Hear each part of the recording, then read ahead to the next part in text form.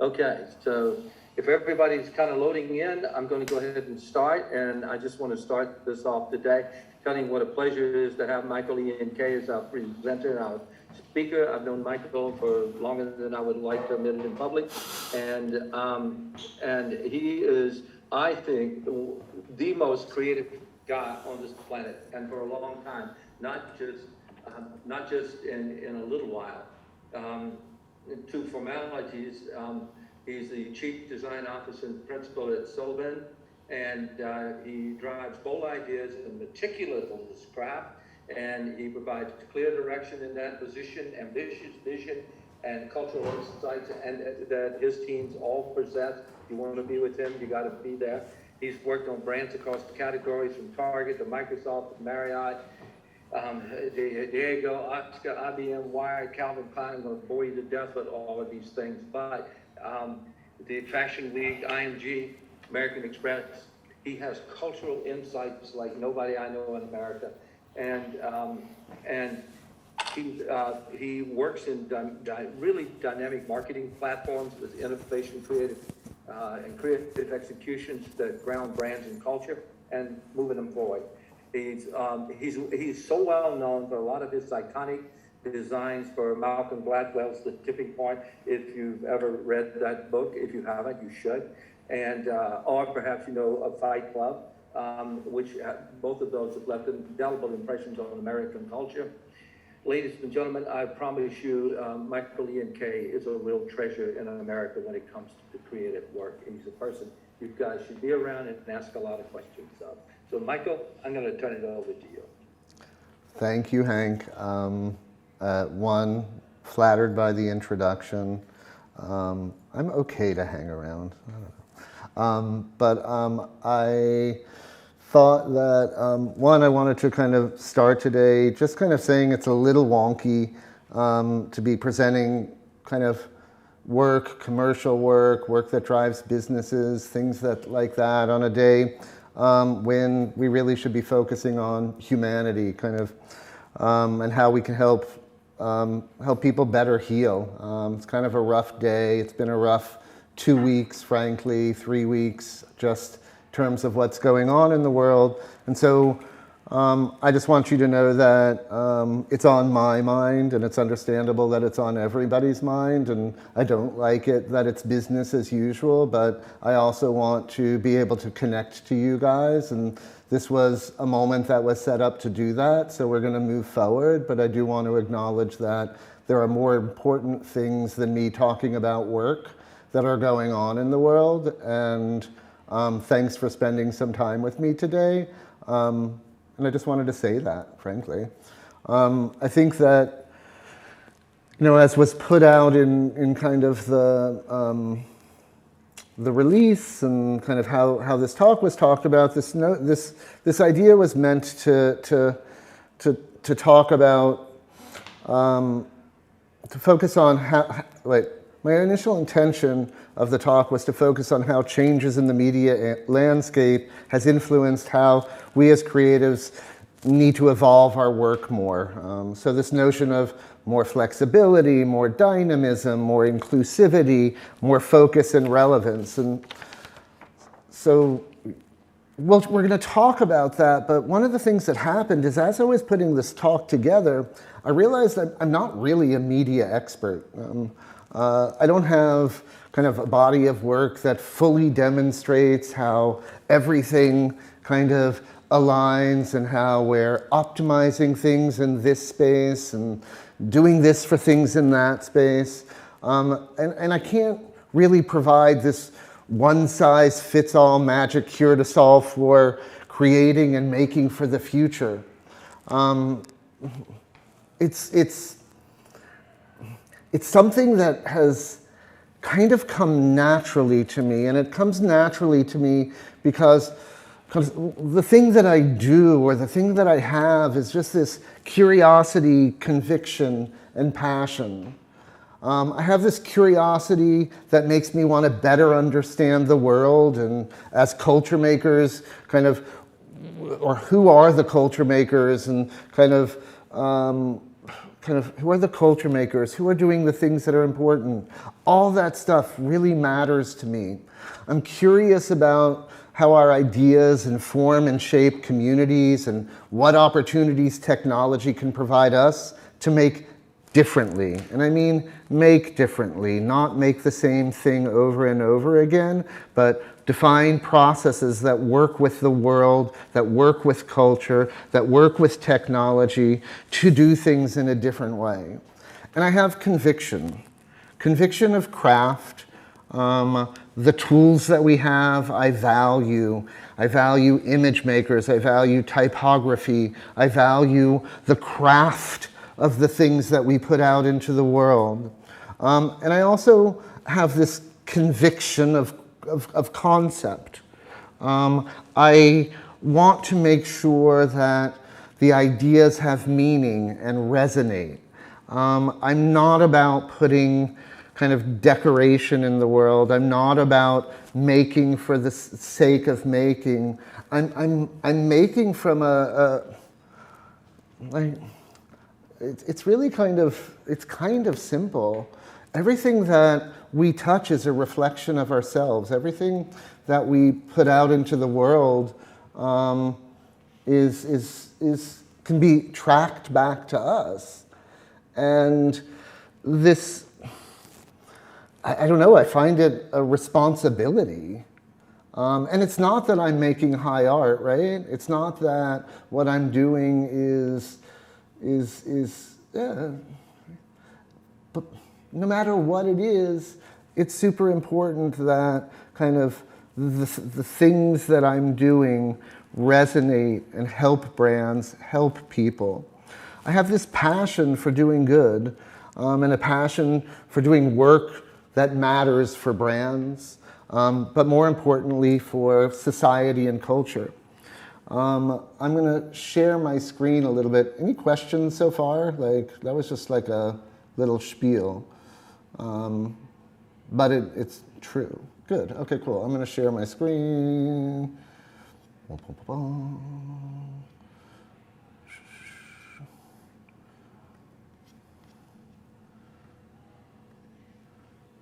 Can you all see? Nothing? You should see nothingness. Yes. The lovely nothingness. So this passion around doing good, I don't mean like everything that I do has some philanthropic implication or some kind of higher purpose that manifests itself in charity or kind of progress in that sort of way, but yet I do want to do that, and I do have the opportunity to do that. But I think that what we do as designers, makers, creators, is we have the ability not only to change the way businesses work, and how they work, how they operate, but also what they put out into the world, having connections with people, making people smile, making people think, making people look at something a little bit differently. And that's goodness, that's bringing good into the world, and that is kind of what I've always looked for in my work. I'm fortunate in that I recently moved to a company like SYLVAIN, where progress creates impact, and impact drives business. We work on a broad range of clients, ranging from Netflix to the New York Times, MoMA, Nike, Kate Spade. And with all of those projects, we're defining brand strategies, we're innovating new products, new ideas, and we're putting design and communications out into the world in a different way. We're trying to make sure that meaning that I spoke about, that truly understanding of an audience, how ideas go out into the world are, he wants me to look there so you're not looking at the top of my head, sorry, are potent, drive drive business. I'm not afraid of doing business, but I want to make sure that it's for good, as I say, that it is taking things and moving them farther. The early part of my career, as Hank mentioned, I spent a lot of time in book jackets and creating these singular objects. These singular objects, although seemingly very simple, had multiple inputs. They had the intended audience, they had the intended retail outlet, and then they had manuscripts that were piled this high. And all of these inputs needed to be synthesized into these singular artifacts that then went into bookstores and inspired people to pick them up. And then upon picking them up, reading them, and then those ideas back out into the world again. And so this notion of taking kind of this vast multiplicity of inputs, bringing it to a single thought, and then bringing it back out are the things that I think about in my work. And what becomes interesting is how these things then become kind of these icons. They were almost like logos that represented these authors or represented these books, and they went back out into culture. And it's funny because the tipping point, if you haven't read it, is really about the contagiousness of ideas and how trends spread. And it's very, very much how we as creators need to be thinking about how our work connects with people and then is disseminated kind of more broadly through their lenses. What's interesting is, here's case in point.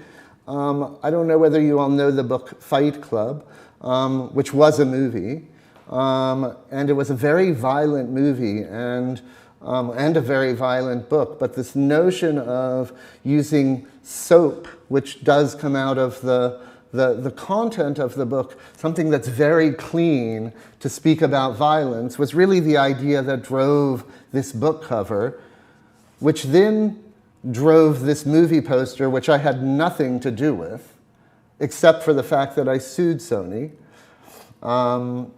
because they basically ripped me off. Even the typography is similar.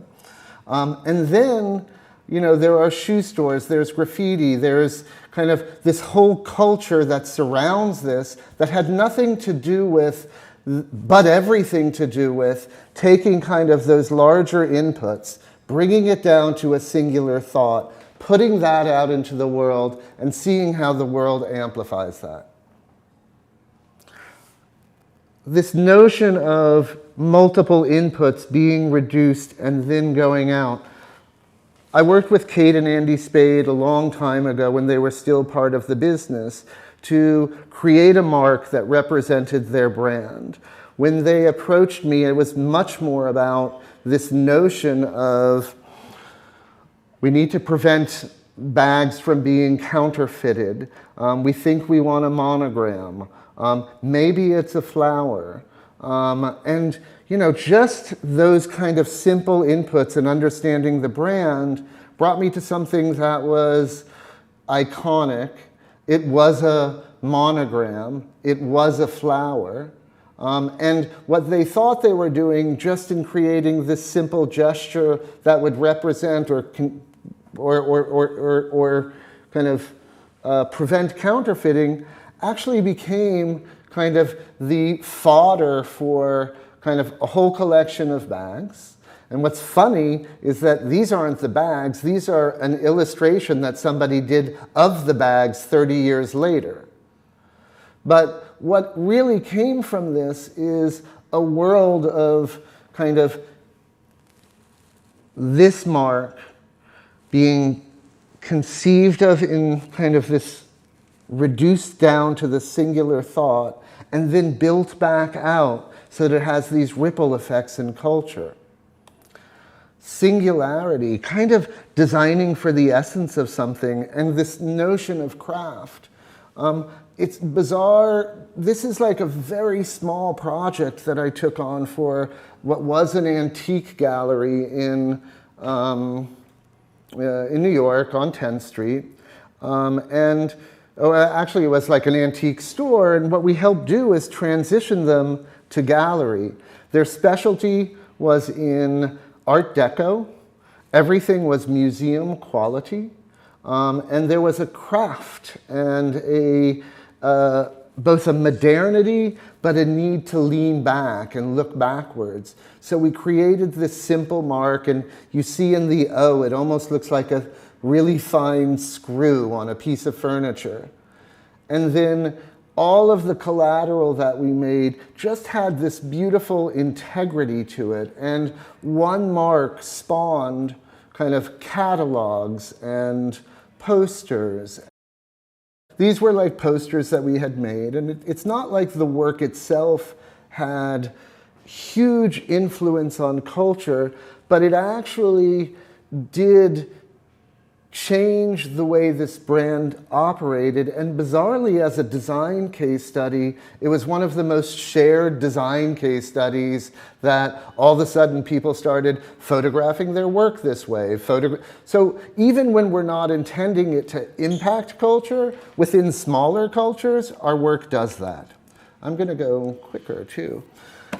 A simple mark, right? New York Fashion Week. How do we take all that is New York Fashion Week and boil it down into something that are probably 9 gestures on a page? The simplicity of the lines, kind of the diagonal lines, remind you of kind of the street crossing. The kind of articulated serifs are kind of the nuance of fashion, right?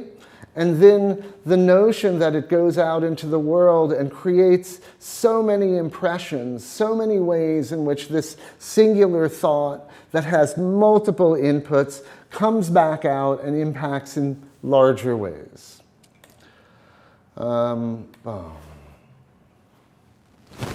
going to just play this for a second. This was a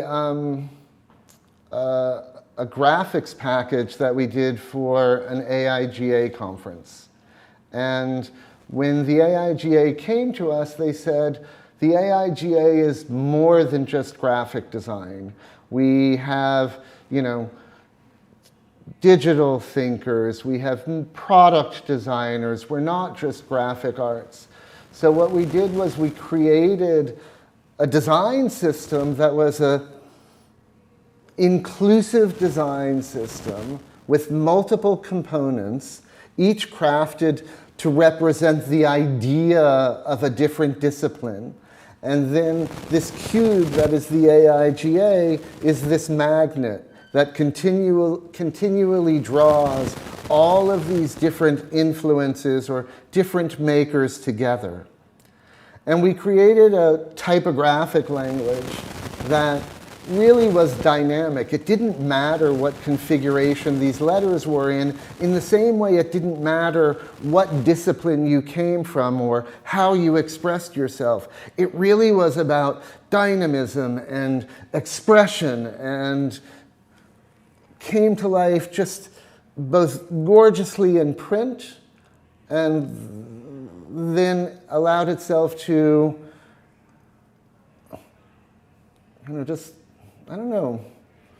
really kind of dynamically feel like a singular thought, yet it's showing up in so many ways. And this is kind of interesting because it also is about, we know now that our designs cannot always be static. There are mediums and media that really require or can be enhanced through motion and an added sense of kind of typographic and image kind of, motion, for lack of a better word. So this is also the beginning of that for me, trying to make sure that we weren't creating just singularly, that we were opening up our aperture to include all of these things in our approach to designing. Shortly thereafter, NYXL, New York Excelsior, we got to design the identity for New York's first professional video gaming thing for the Overwatch League. And what was super cool about this, I'm going backwards, I think. Whoops. Oh yeah, there it is. What was super cool about this is that most of the teams had these it was like the San Francisco Dragons, or they had these kind of very familiar characters or creatures. And we were like, we don't need no animals. New York is different. New York is fashion and style, and we're bold, and we're gonna create an identity that expresses that. And it's also cool because your identity is on skins for game characters, and you see it move right there, and it comes to life again in so many different ways. So this notion of it's not a mark, it's not a system, it's something that gives the opportunity for things to express themselves and connect to people in so many different platforms, so many different mediums. And it just it lives on beyond what you as the creator actually thought possible, what you had intended it to do. I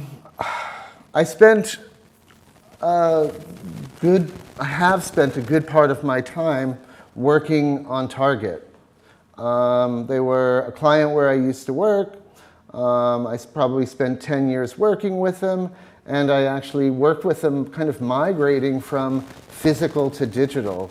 The work that we started out doing was very two-dimensional, billboards, and then we moved into broadcast and social, and the whole media landscape kind of changed. And I worked with them on store openings and kind of their first New York store opening, which was in Harlem, and developing a brand language that was both rooted in Blue Note kind of typography, but yet had New Yorker-like illustrations and the optimism of Target. And what was cool about this is that there was very few kind of digital things, but the way in which it expressed itself through inclusivity, through kind of all of the different things coming together to create this system was super kind of dynamic and really reflected the texture of both Harlem and New York. Many years later, I helped them launch their downtown store. And what the world had kind of moved on, digital and dynamism and the things that I'm talking about became more kind of necessary for the things that we make. And I love this actually. We did this campaign that came up in so many different ways in both digital, but it wasn't a reflection of the culture. It was actually a reflection of New York. It took its reference from subway signage and subway maps, and even its language like AAA Battery Park, Bowling Green Juice, Fine Chinatown. All of this copy was meant to not only reflect an insight into New York, but an understanding of all the things that you get at a Target. And it's, let's see, so you can see kind of on the left, the only motion, the only movement that was part of the Harlem campaign was the first New York City subway wrapped train.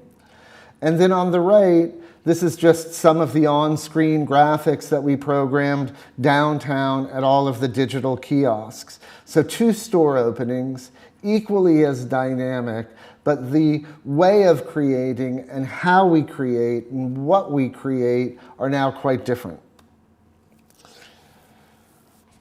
So I've taken you through a little bit of graphic design. I've taken you through a little bit of kind of communications. Now I'm going to take you through some experiential stuff. So kind of leaving the 2D to the 3D. And Target came to us and they wanted a way in which they could speak from a fashion point of view about their in-house brands. And they wanted to do it as an experience ideally just for fashion influencers, but New York more broadly. And at the time that this happened, this was actually in 2009, so a while ago, it was when the Standard Hotel actually went up downtown. And this is a little article from New York Magazine where it talks about the kind of way in which people were exposing themselves to through the glass windows on the south side of the High Line to people who were walking on the High Line. And people were having sex in the windows, and it was a whole scandal. And so we thought, wow, that's actually an amazing opportunity. Wouldn't it be great if we used that whole south side and did something like this as a fashion show?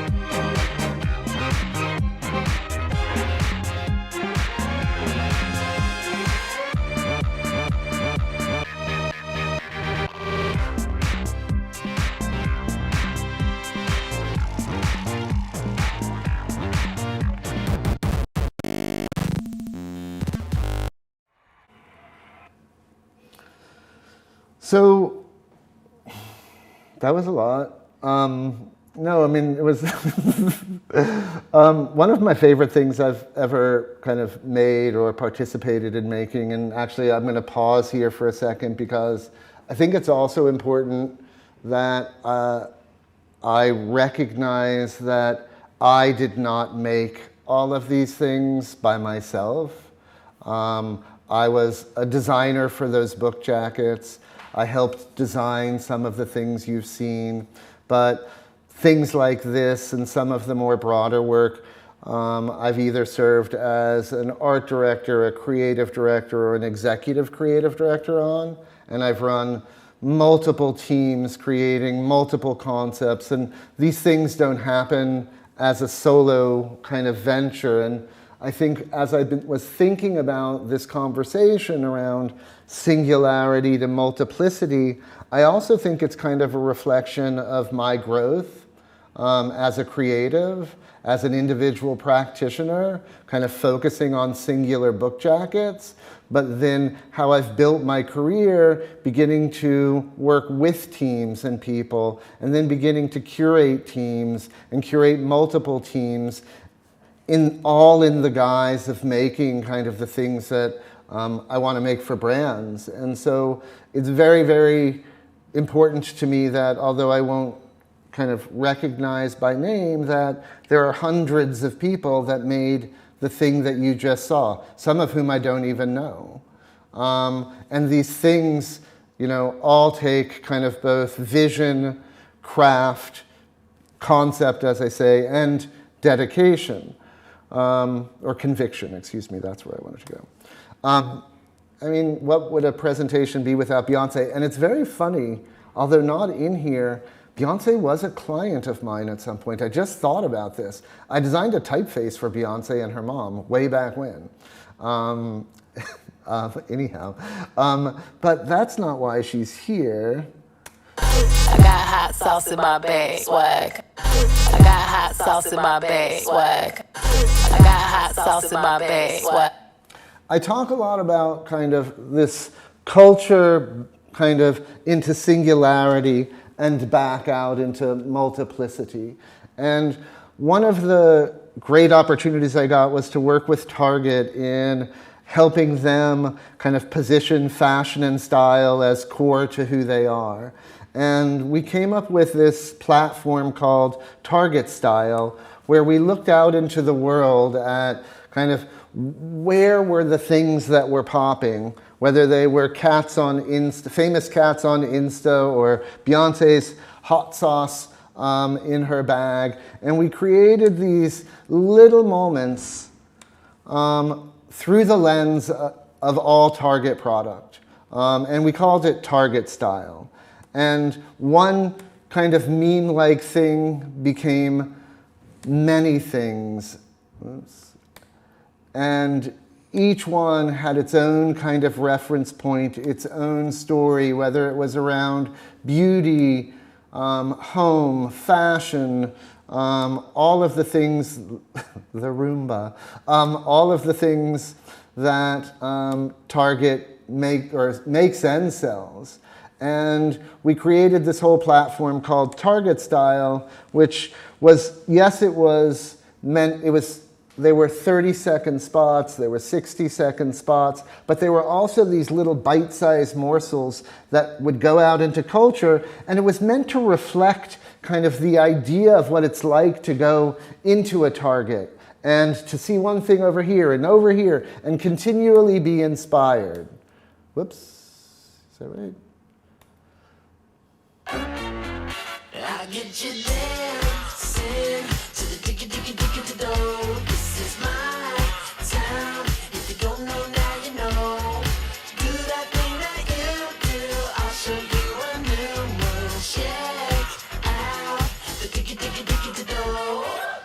Now, how am I gonna lose? I've been moving like this since I was 2. Downtown, I'm fading into you. Are you ready to take it to footloose? I'm a flippity-flop, that clickety-clop. Staying up tonight, I won't leave. By now, hookers figured it out. I'll give you more than you ever need. I get you dancing to the diggy-diggy-diggy-do. This is my town. If you don't know, now you know. Do that thing that you do. I'll show you a new move. Check out the diggy-diggy-diggy-do.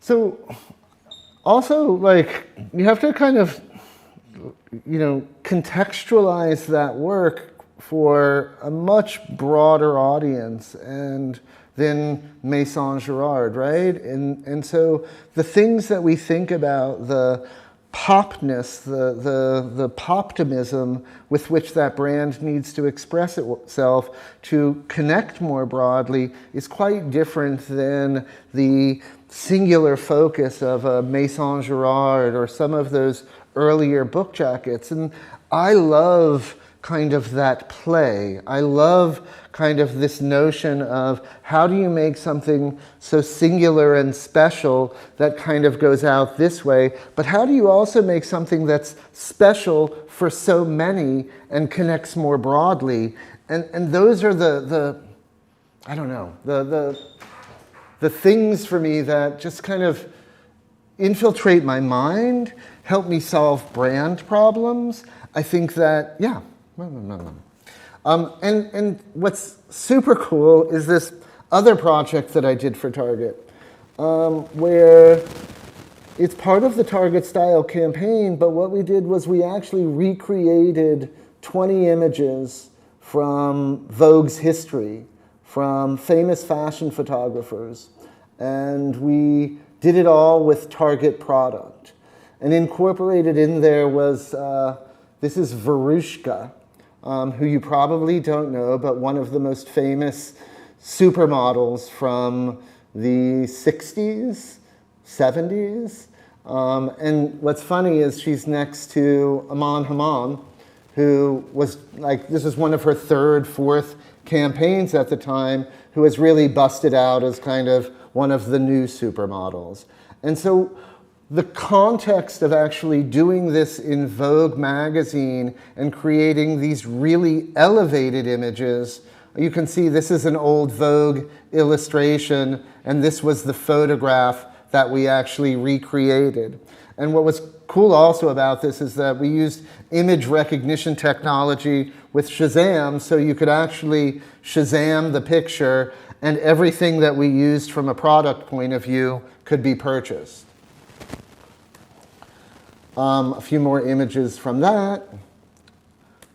I'm just going to play, actually, I'm not just going to play. So Target and their connection to music has always been kind of, a big driver for them, not only for what they sell, but for the music that they incorporate into their communications. And we were asked to create a spot for the Grammys, a 3-minute spot that brought to life all of the things we've been talking about. And we kind of thought about this notion of kind of disparate things coming together, kind of, again, mimicking that notion of shopping in a Target store. So the idea of bringing two things together to create something new is really what drove this. And really, I don't know whether you all know Carly Rae Jepsen or whether you know Lil Yachty, but they never, it's like kind of really not oft mentioned in the same kind of sentence, but we actually brought them into a Target store and created, not a real Target store, and created a new remake of a song.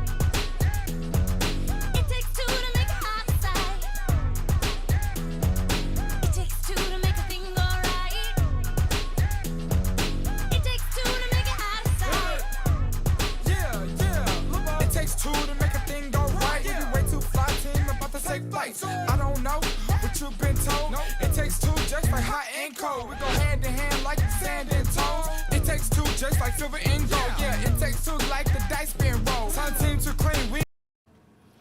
So what was so cool about this was that the next day in the New York Times, they cited this 3-minute commercial as one of the best performances in the Grammys. So again, kind of big ambition, lots of cultural inputs, singular thought, a shit ton of people building it out and layering that thought, and then putting it out into the world, and the next day you're in the New York Times. So also had the good fortune of working with Zedd and Maren Morris to launch their song the next year on the Grammys, only to make kind of a #1 hit.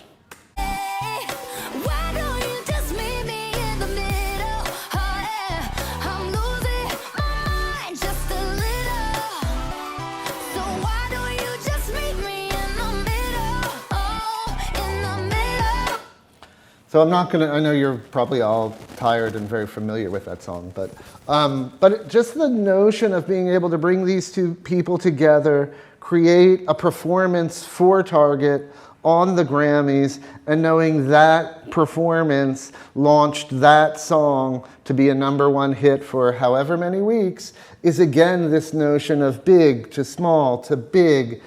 And then all those little bigs get bigger and bigger. So, I don't know, we play an important part. And then now I'm back to 20 years after I created that Kate Spade logo, which is no longer their logo, by the way. They came back, and this is now me at SYLVAIN. And I'm now working with them again. We just did their spring campaign, which didn't have the flower logo icon, but really celebrated the optimism. Whoops. Wait, I think that, hold on. Oh, whatever. The optimism, the iconic nature of the brand, and brought it to life in New York, across all social media platforms. She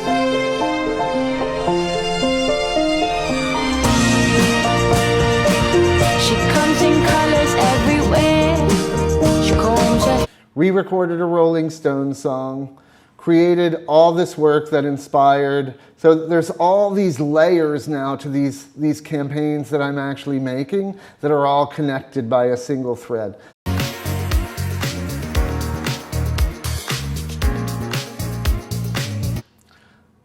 And then design work, back. So kind of excited to put this work out into the world for Major League Soccer. It's for kind of this league between, they had, Major League Soccer had the professional league, and then they had this MLS Next, which was this high school league. They asked us to create something as a bridge. To name a brand and create this brand that people wanted to be a part of as they were migrating from high school and before they were ready for the professionals. And so we created MLS Next Pro, which takes some of its kind of, that little badge that you see here. Oops, sorry. This little badge is the MLS logo. But what we did was we created this typeface, and this typeface, which has been criticized as being both beautiful and ugly, was meant to mimic the way players move on the field, on the pitch. And so there were so many positions, and so this notion of a singular identity, a singular mark, that actually has all of these ways of expressing itself to create things like this.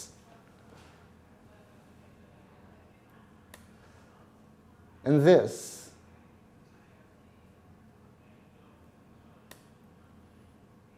And now is even on the back of the young Beckham.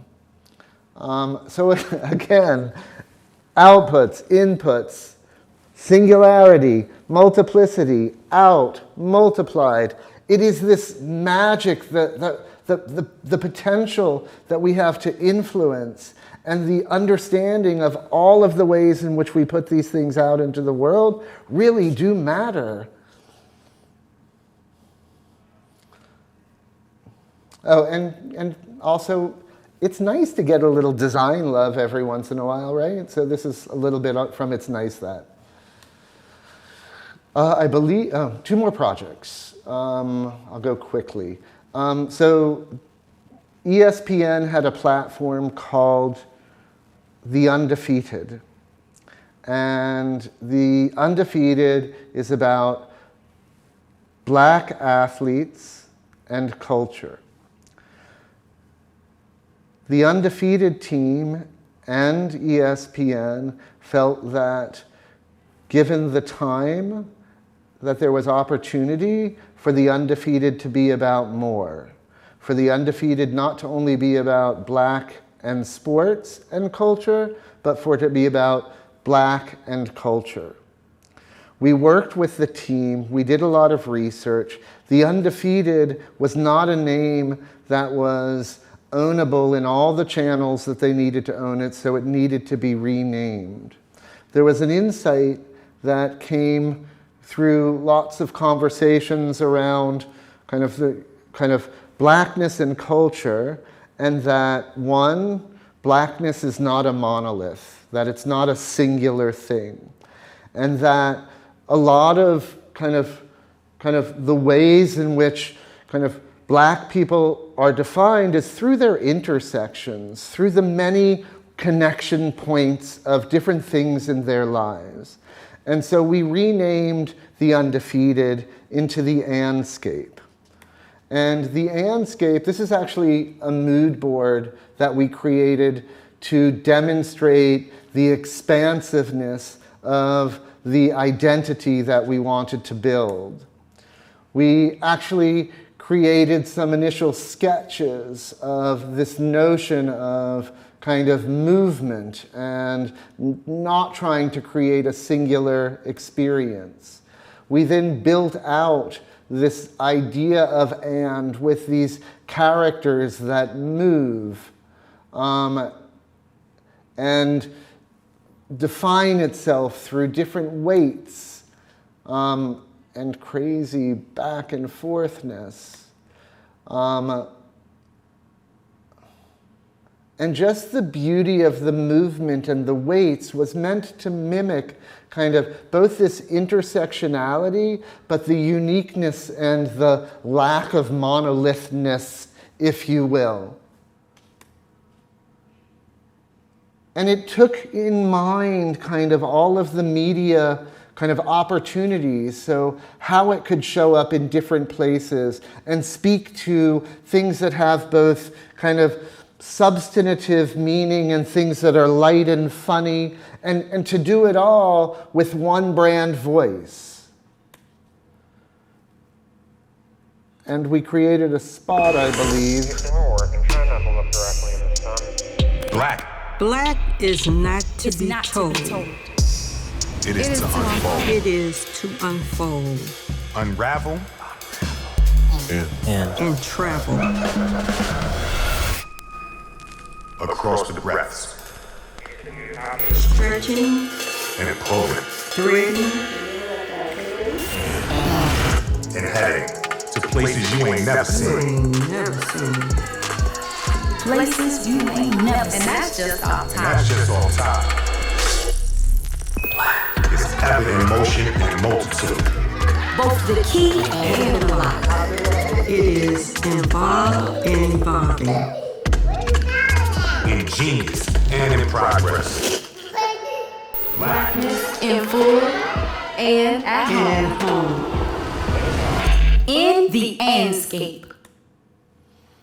So, super proud to have been part of that project for many, many reasons, and know that the things that we've made and the tools that we've given this brand will allow them to express themselves uniquely, as I said, not only just in this kind of moment in time, but I believe it actually has longevity and it can actually create more impact over time than these earlier singular thoughts. And I'm just going to wrap kind of today up by saying that kind of the singularity of which I speak doesn't always translate into multiplicity unless we're cognizant of the things that we want to make it do, or the things that it can do. And I'm ending this talk the way I began this talk, with a singular book, a photographer who photographs, does portraits, open studio portraits of individuals. He said, I wanted to make a book. I'd post this thing on Instagram. It says, hello, I will be in studio shooting portraits. Everyone is welcome, any age, color, size, gender, or religion. Message me if interested. And I took that post and I turned it into the book cover. I say I, we. This is a list of all, not all of, but the chronicles of the different faces. And these are the images inside the book that are both straightforward and creative and imagined, masked, made up, turned away, but a collection of real people, true selves, really demonstrating multiplicity in who they are, who we are, all through the lens of singularity. That's it. So I think about this a lot. How does one create for the complexity of individuals at a broad scale?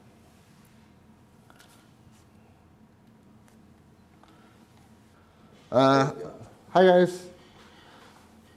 Sorry. Any questions? Hi. I noticed that your work tends to cultivate these very refined patterns. Like with the Kate Spade, the single icon created a pattern and in turn kind of a set of guidelines for the brand itself. And this is something that we're working on in our branding class at the Portfolio Center right now. And so my question is, when you create a specific design language or a pattern for a brand, how do you go about defining the boundaries of that system and ultimately knowing when to break the rules of the system that you've created? I hate guidelines. I hate it for those reasons. Like, you kind of want, when you create this stuff, and I was just talking to this, you want it to all make sense, and you want a brand to be able to breathe, right? And to, what's happening in culture today might not be happening in culture tomorrow, and you want that identity to be able to evolve and be responsive. And so my kind of guidance there is, how do you use guidelines to inspire people to make versus restricting them of what they can't do. Like, nobody wants to be told what not to do, but everybody wants to be inspired by what to do. So I recently did a set of guidelines for a client whereby I didn't create rules. We just designed a shit ton of stuff to inspire their teams and defined what typefaces they should be using. But I wanted them to be able to use all caps occasionally. I wanted them to be able to use, letter spaced type occasionally. I wanted them to have all the magic that typography can bring. So instead of saying it always has to be this way, we showed them ways in which we thought it looked good and told them why. And instead of saying you have to use this, this is what you're trying to achieve. Does that make sense? Yeah, that's super helpful. Thank you.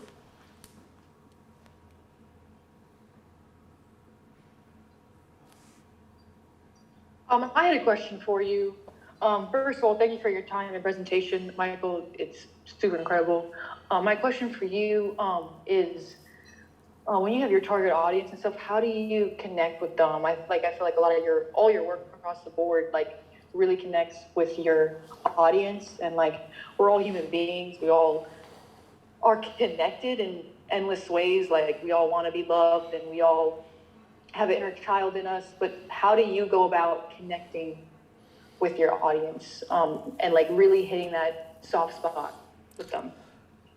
One, I think that it's important in also talking about kind of the teams that I work with and the extended kind of families, if you will, is that strategy is an important part of what I do. I work at a strategy and design company right now, and their inputs and their research are super valuable. I do also think that it's important to do research beyond that. I want to know, it's funny, I'm old, but I want to know what's popping, not only, within the culture we're trying to reach or within culture more broadly. So I rely on research and image polling and watching films and really trying to understand what I need to do to connect authentically.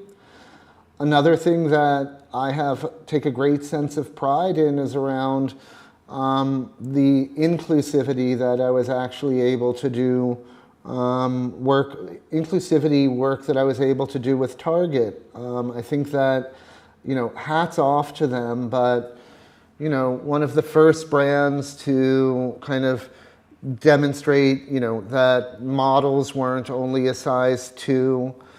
Bringing diversity into the casting was of the utmost importance. Featuring disabled people in a way that made them see themselves in commercials was really, really important. And it's something that I want to continue to do in all of my work. So those are the things that we as creators can continually to think about and do to try and make sure that we're not creating within our own spheres of influence, that we really are trying to understand more broadly what's going on in the world. Did that make sense? It did, thank you. I think as designers, we all naturally want to design for ourselves, or that's our natural instinct. So it's great to see how you are constantly thinking of how to design for not yourself. And to know that if you take that back, I am designing for myself, but I'm designing for myself in the way that I want the work to be important and impactful and do good. And in order to do that, I can't design for myself. I know it's a little wonky, but yeah. Got it. Thank you so much.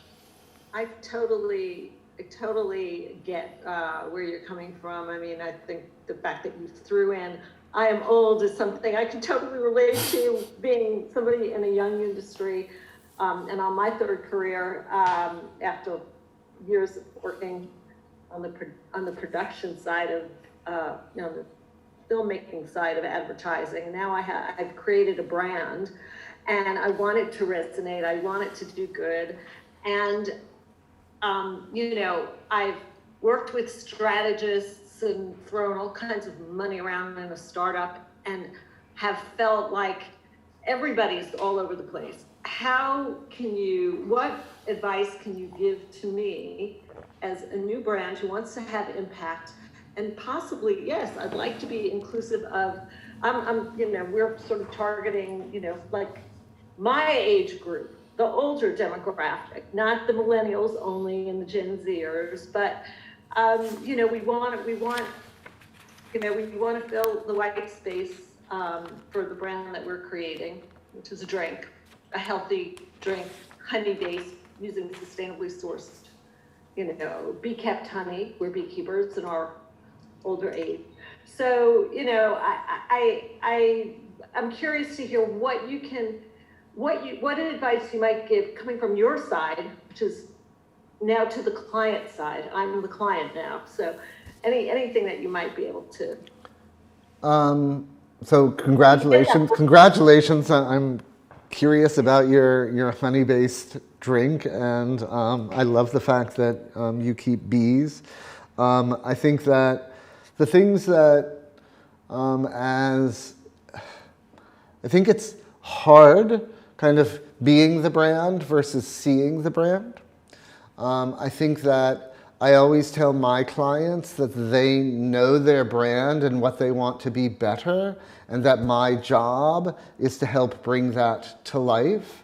And so on my end, I want to be listening, and I want to be making sure that on your end, you're being really clear and articulate as to this is the product, this is why it's good, this is the intended audience, but this is actually where we think the potential is. These are brands that we admire. Understand how those brands are communicating.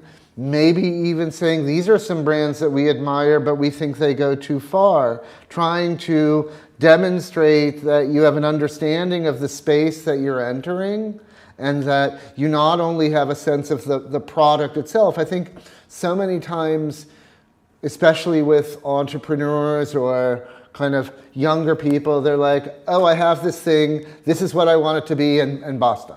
And it's like, and I think that you just have to put more around that to really be sure that who you're speaking to about it kind of is getting it. Right, right. Clear messaging is really important. And I guess it's really hard to, you know, when you are close to the product, it becomes your baby.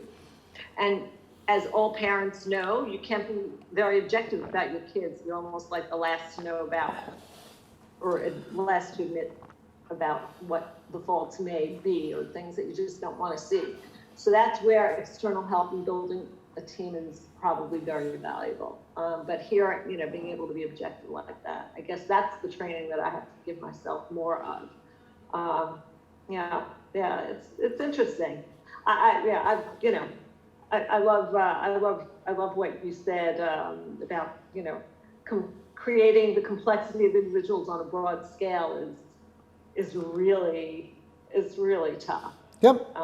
But it isn't if you take all of the insights and bring it down to the singularity and then begin to understand, like that's your kind of, this has been a hard thing for me to articulate because the singularity has to be multiplied to work in many different media and many different layers. So it is kind of this single thought, but it's quite stacked, and it's stacked not only by media, but by kind of audience and things like that. And I haven't been able to create this visual, and I'm kind of like just like talking it out right now with you guys for the first time. But I know that there's richness in this thought.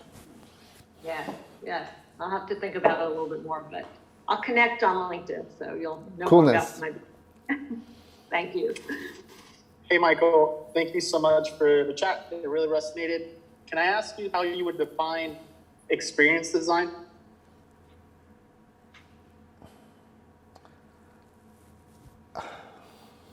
You can. And so here's something is kind of,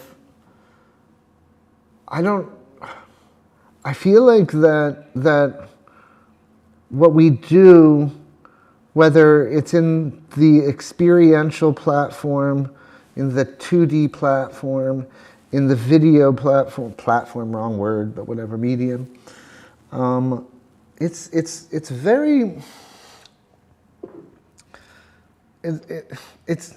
I look at it as all the same. I look at it as designing and problem solving, but I also look at these outputs like you are being a tour guide and you're taking somebody on an experience or taking somebody on a journey. And I want to make sure that we're bringing people in. What are the right ways in which we're letting people know that we exist and we're bringing them kind of into this space? How are we moving them through this space? And again, that could be a piece of printed material, a video, or a physical experience.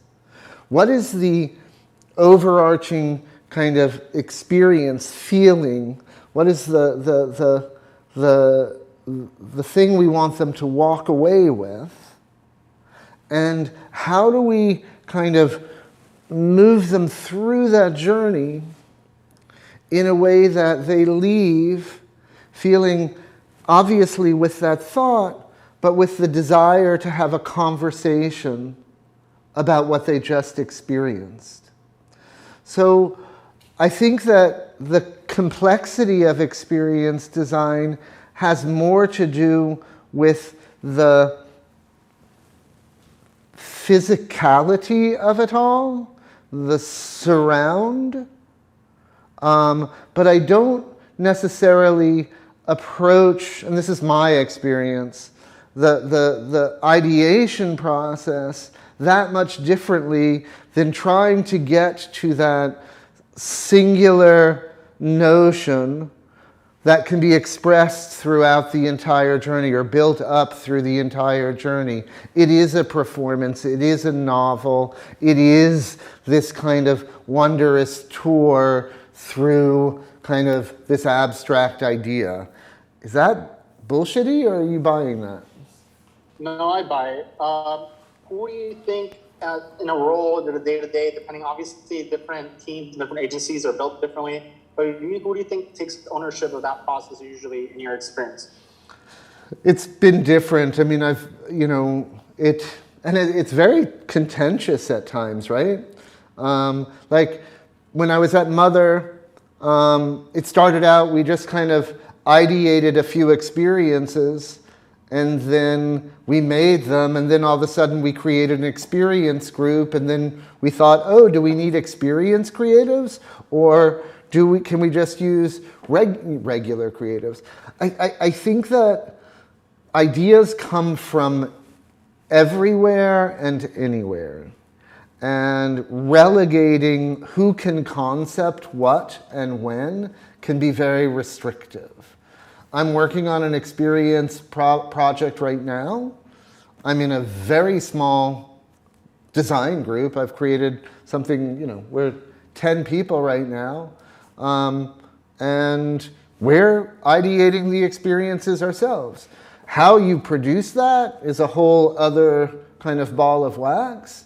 But I think that if the insights and the ambition is right, then all kinds of creatives can tackle these problems.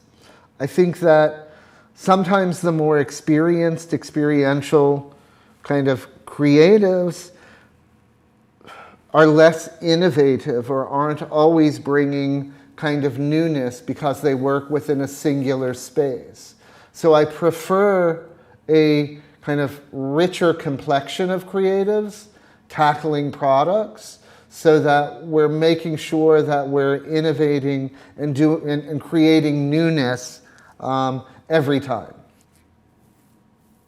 Did that make sense? It did, and it resonated. Thank you so much. My pleasure. Hi, Michael. Thank you so much for coming and speaking to us today. I have a few questions, if it's okay, that I ask them all. But my first question I have is, how do you define an idea?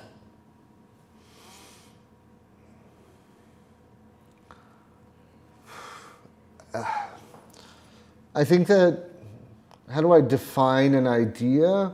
For me, I'm going to say, and I think what you're getting at is the core idea that drives a campaign, or kind of, and how do I define that, or how do I know when I've got it? I think both. Well, I never know when I have it at the beginning. Sometimes I'm pretty damn passionate.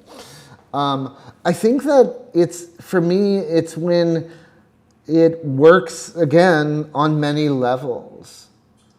When I can look at it from, will it drive an experience? Will it drive a campaign? How does it translate into social? Because nobody wants matching luggage, right? Nobody wants this thing that is just the same picture, same line in every context. So what really lets me know when an idea is kind of rich and kind of solid is when you can almost, that idea generates 30 other ideas. And I think that we're always so trying to reduce that it's hard to remember that it needs to go back out again, that it needs to kind of be many things. Otherwise, it's short and it's dead and it's flat and it's old. Sorry, I'm writing all this down. Okay, perfect. Thank you so much for that. The second question was just, what was your favorite, most impactful campaign or project that you have worked on?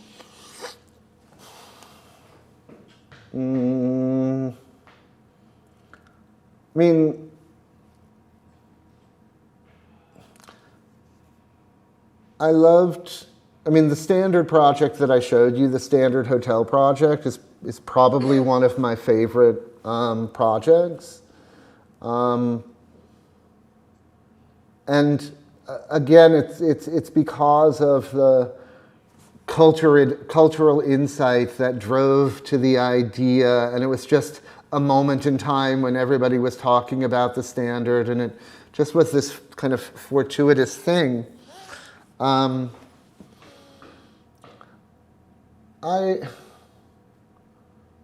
Okay, I'll give you something.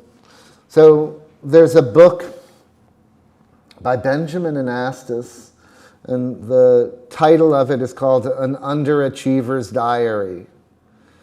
And the book cover, the original book cover, was all white, and at the very bottom, it just said, An Underachiever's Diary, Benjamin and Astis, in 12-point Helvetica. And that's one of my favorite projects. That's awesome. Thank you. And then my last question. A lot of the work that you've created, that you've showed us, like, incorporates a lot of like culture and shows a lot of diversity. Have you ever had it where like the thing that you created almost goes against like what ends up happening down the line with the company or the brand? So have I ever had anything backfire? Yes. And like, how do you deal with that if that has happened? I mean, it's funny. I've had backlash. So it's funny. There was a spot that I wanted to put in here, a Latin spot that I did for Target Beauty that had Carmen Carrera, a trans model, as one of the kind of the lip syncers in the spot. And it was called out, and they were called out, and they were told to be boycotted by all of these right-wing Christian, groups for featuring a trans model. And it was also at the time where Target had made the decision to have all their restrooms be kind of open to however you identified. And it just blew up. And it was something that is really sad, frankly, right? You're doing something that you know moves society forward, and it just highlighted this thing that was like really, it created not just this thing, but this bathroom thing. Like Target was losing millions of dollars because of people boycotting because of their policy on restrooms, and then kind of punctuating it by putting a trans model into a Target commercial. And that's not really what you were asking, but that's when it really shows that what we can do for the world is powerful, and yet sometimes the world isn't ready to receive the things that we really believe in. And it's sad to know that that can have a negative impact on the brands that we work with. Right. Do you like, how did Target like deal with all of that, like after, like, do you know like what happened after, like how they dealt with the backlash? I think that they stood their ground. I actually, you know what? I don't want to go too deep into that conversation because it's a lot around public relations and a lot around policy, and it's not an area that I feel comfortable as an authority speaking to. Okay, right. Well, thank you so much. And this was a very inspiring talk, so thank you. Michael? Yep. Yeah, I don't want to push into something you want to talk about, but related to that is you've spoken of culture as kind of a mass monolithic culture, which it is, and particularly if you're working on a national brand. But I'm going to say one trend that technology has allowed is for subcultures, the members of those subcultures, to connect either remotely or virtually, whereas in the past they had to go to a chess club or a gay bar or wherever they went to get together with like-minded people. And it seems like that technology trend, some people are threatened by the losing of the power, for example, some national publications, and the reaction has been censorship. And I just wonder your opinion, because I know you've given a lot of thought about this, in terms of the cancel culture, censorship, taking people off YouTube, Twitter.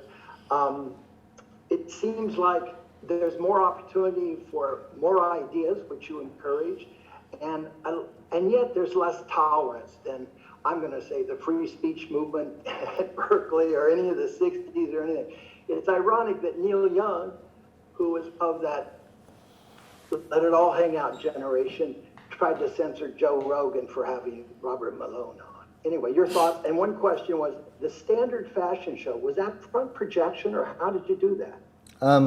Okay, two very different. The standard one's easy. There were LED lights placed in every room. We rented the whole south side, and we had performers in every room, so everything was inside out. The larger question around freedom of speech, around connecting to different cultures and subcultures, it's a big one. I believe in freedom of speech. I also believe that speech can be a weapon, and it can be evil.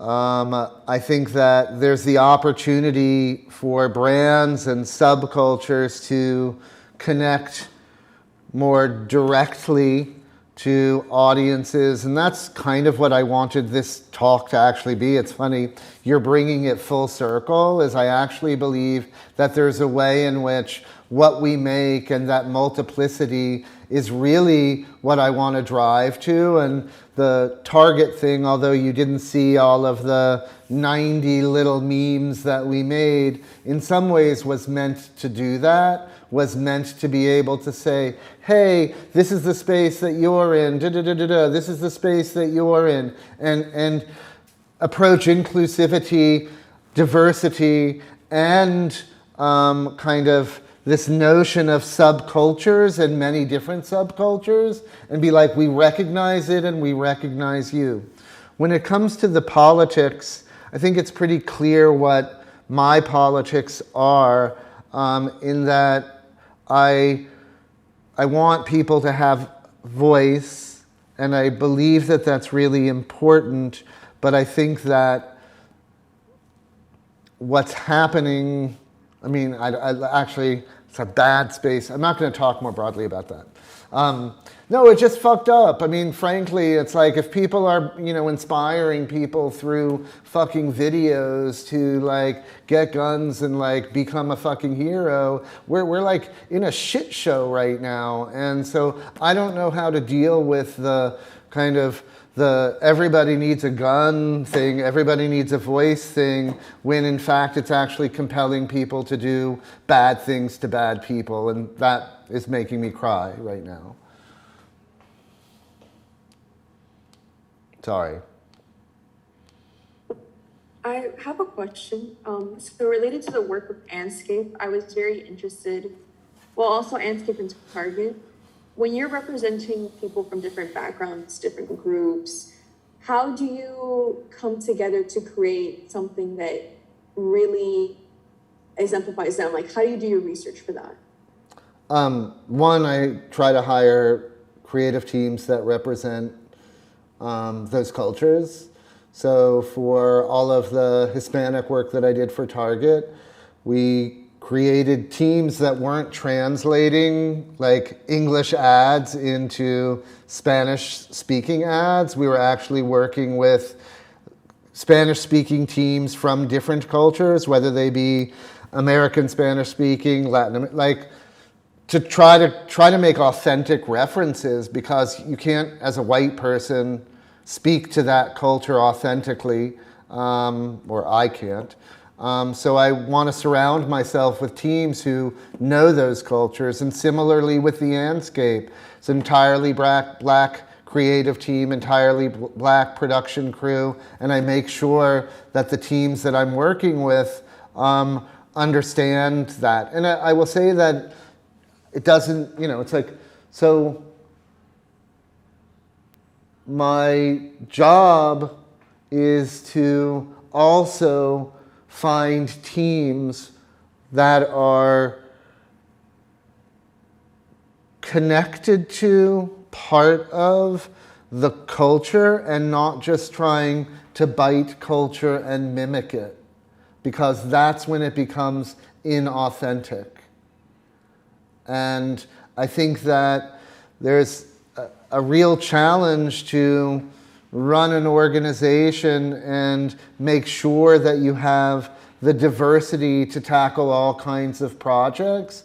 And I think it just makes us work a little harder when we get something that we might not have the right talent inside, to go outside and make sure that we're representing in the right way. Okay, thank you. And also, I have another question really quickly. So, kind of like following up a little bit. So, since you have these big teams that you create, and you have to come up with different concepts, you were talking earlier in, I think, answering someone else's question, that you don't want to restrict people around a certain idea, but at the same time, there comes a certain point in the campaign where you're like, after you've like generated your ideas and you kind of come up with a theme, that you're gonna like make something for that. But how do you keep it all, the train moving all in the same place without going, too off into too many directions? Like, keeping everybody unified without, being on top of their back, essentially. Well, it's a complicated question, because I always am pondering how much unification versus how much kind of flexibility within both a system and within a campaign. But I think that part of it is like gut, right? And part of it is like, the how many layers can you build and have it all stick together? I don't think there's a formula, but I think that we just need to kind of be really mindful of those pieces. That's all I can say. Thank you. Yep. On the topic of organizing, I was really struck by how organized the mood boards and like your kind of like kit of parts for each process when you're showing it to us for each project. There was a mood board, I think it was like 11 slides in. It was the the Andscape? Oh my gosh. Yes. And is there like a specific process that you do to get, like, how do you do your mood boards? Because I always struggle with getting it all to look. I love me some mood boards. Look at these people back there making mood boards. No, look. It's funny, there's recently an article in, I think, the AIGA thing about kind of how mood boards are evil. And they showed some mood boards and then what these brands had made, and they say, really, they're just ways of copying. And I didn't respond very well to that article because I thought they were crappy mood boards. And for me, a mood board is not just about a singular thought. It again is like curating kind of best-in-class imagery that's about an idea, not about a visual kind of conceit. I think mood boards suck when it's the same thing over and over again. Mood boards are amazing when it's about an idea or a concept, and it has photography, and it has typography, and it has, physical spaces and fine art. It should not just be about other people's graphic design. Okay. So do you usually, I'm trying to fine tune like my process, and do you ever like write out descriptor words and then go find images, or kind of like go with the flow, or it just doesn't? Sometimes, no, because sometimes a brand strategy already exists, right? And there might be some tonal words or some values that kind of exist, but it's also a feeling. Yeah. I mean, I don't know, like, I mean, it is a feeling. And I think that, like, having a good sense of design history, having a good sense of art history, having a good sense of just kind of photography and kind of lighting and all of these things to parcel this apart, because for me a mood board should be palpable. Right. I like that word, palpable. It's a good way to like get. Yes, I like that word. And you know what? And I'll say I'm old again, but I like it physical. I think it's different if you're working in Miro or Figma or whatever. Like, I like to see it. I like them tacked up on a wall. I like every image the same size, and I want to evaluate, and I want to move around. I find the experience of creating mood boards digitally kind of limiting. Just saying. Yeah. And the one is the people behind you are doing it physically, I'm assuming. Yes, we're back in the office. Actually, that's kind of a design board, but there are other mood boards, and we do it physically, and it's one of the things that really has driven my work and my process. Awesome, thank you.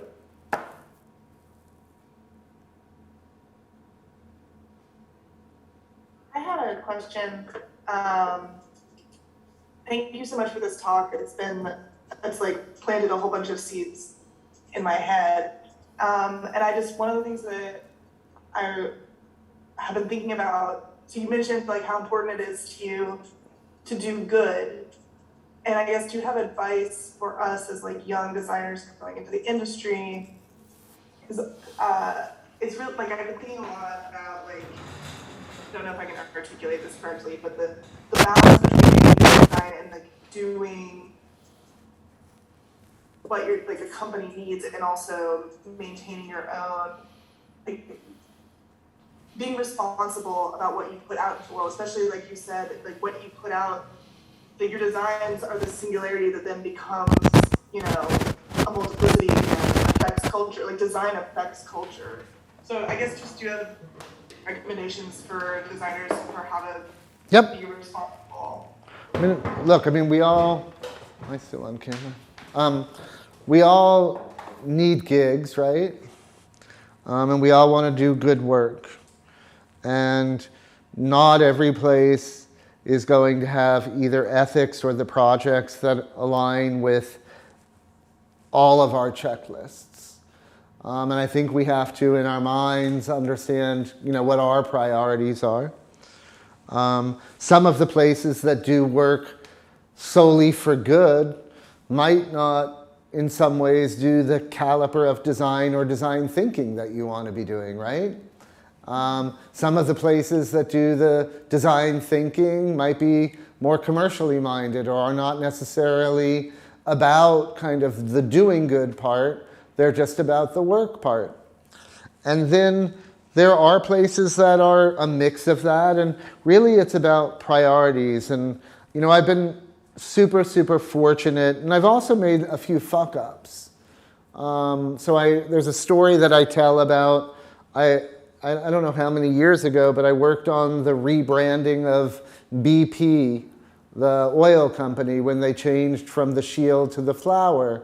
And I was part of the team that actually didn't create the logo, but I created the campaign. And it turned out that it was fucking greenwashing. And there was a big oil spill like 5-10 years later. They still have their sunshiny logo. What I take away from that is I probably will never work for another petroleum company again. At the same time, the work that we did was all about a company being transparent, a company trying to do good. And although it was insincere for that company, that work propelled a lot more businesses to be what's called radically transparent about kind of how they operate, what standards they hold themselves to, and communicate more clearly. So although the work that I did was probably a little bit like wonky, it actually had influence on culture in a positive way. And so you might not even make the right choice. But I think it's about knowing what you want and really being able to clearly articulate that, and then figuring out whether that's a match given the priorities at that moment in time. I think that, what I love about working here and working with Alen is that the premise for the whole organization is around this idea of progress that creates impact. And so we can define that how we want, but it really is core to who we are. Thank you. That's, and I with the VP thing, you said that, the company was not being sincere, but it seems like your work and the work that you did with other people was sincere, and then that's what culturally resonated. Or drove other, yeah. We're good. You just were maybe in the wrong place. Yeah, or it was the wrong, the work went out into the world. It changed the way people communicated. It was a little bit of like bullshit for that particular brand, but I think the impact that the work had more impact than it did, well, yes. Sorry. But anyway, thank you. That's super helpful. It's just definitely something, I think about a lot. So I appreciate it. Cool.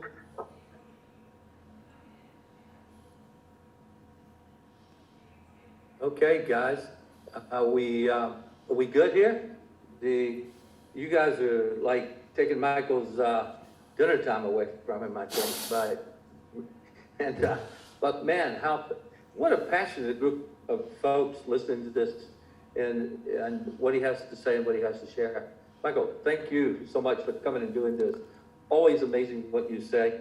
And I think a good presentation is tomorrow morning when you wake up and these ideas of rolling, and you've been prodded and they're rolling over in your head and you can't let go.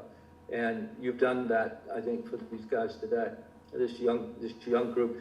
Can they get in touch with you or in touch with someone in the company? For sure. One via LinkedIn, two via Coca would be the best way to kind of get a hold of me.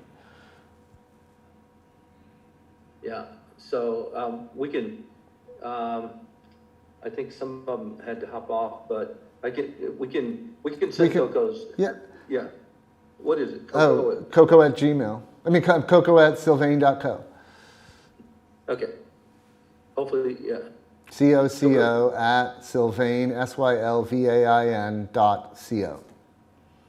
I think you really touched the inner part of this guy's passions today. And that's, what's really cool about what you did is you won't even know who you inspired, but somebody from here is going to go out and do something with what you said. It's pretty cool. Well, that was the purpose of this, and that makes me happy. It's weird doing all of this virtually and not kind of in where you're actually like looking at faces. It's hard to know whether you're actually connecting or not. So I'm assuming by the amount of questions and things like that there was that, and I'm happy to participate.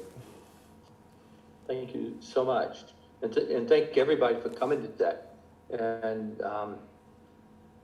have a great evening, have a great dinner. And Michael, Thank you, my friend. Peace, guys. Talk soon. Ciao.